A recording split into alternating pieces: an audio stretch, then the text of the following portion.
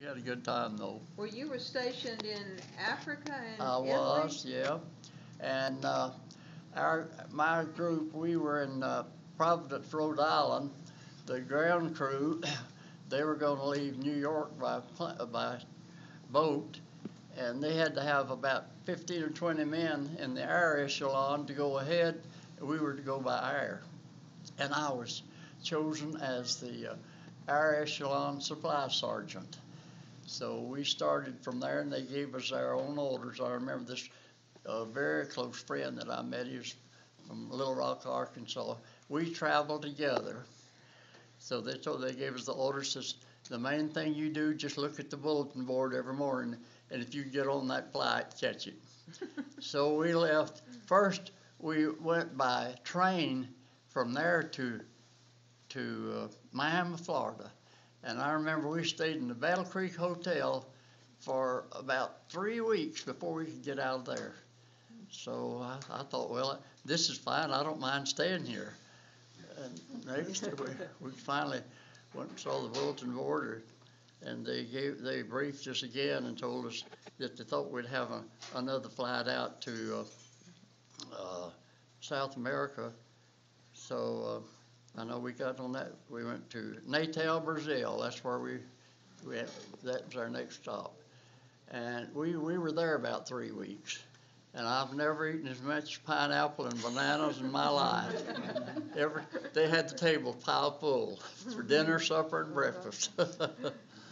So we stayed there, I think it was almost 3 weeks.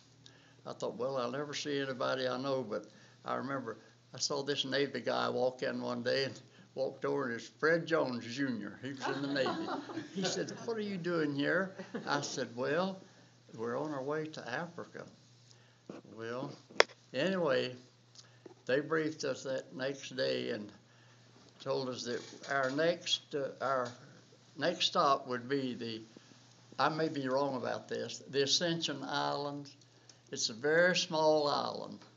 And we were traveling in a bucket seat plane. You know, you could see out everything.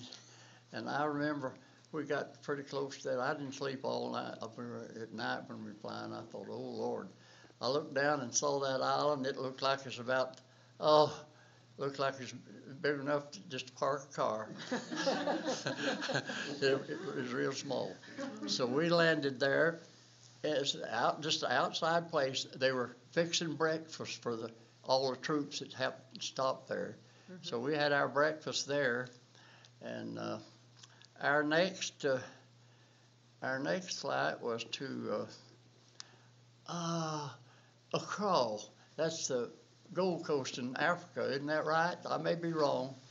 Anyway, at that time, you know, during this war, we got caught without any planes hardly. So I remember at that time of year, it was in 42, they were having the Yalta meeting in Casablanca, Churchill, Roosevelt, and Stalin, and they sent Air Force down, to pick us up. I think there's about 12 of us. We got there in Casablanca, and of course, I thought that was a big honor to be on Air Force. You rode on the plane with? But it was a lot different to what they have now. And I remember we got there, and where we parked, we saw the building where all those guys were holding this meeting, mm-hmm. And they warned us before we got there. Said, "Now you know we have several air raids here," and said you're right at foxholes all around here. So it's about midnight, I guess, between 11:30 12 that night. We had an air raid there, and this guy was with me. His name's Jack. I said, "Jack, let's hit the foxhole." There's just one right there. We both got in the same foxhole. But nothing happened that night.